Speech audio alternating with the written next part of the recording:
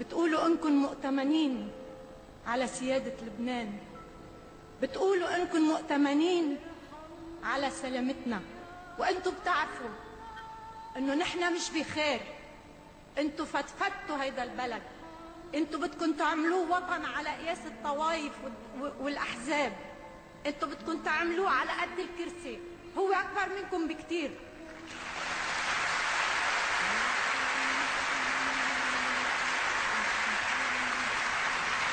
انتوا اللي فرقتونا، وانتوا اللي قسمتونا بقلب البيت الواحد، وانتوا اللي شرذمتونا، وانتوا اللي ربطتوا قصتنا بقصص نص الكرة الأرضية، كل ما بتتعقد تطلع لنا 180.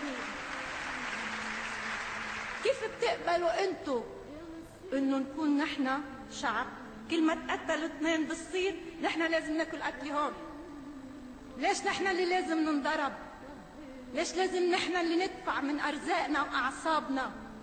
ليش نحن اللي لازم نموت عنهم مش هن بيموتوا عن حالهم؟ ليش نحن اللي لازم نكون ورقة بيلعبوا فيها الكل؟ ليش انتوا بتقبلوا بانقسامكم 30 سنة تعنوا الدنيا كلها انكم مش قادرين تديروا شؤون هيدا الوطن؟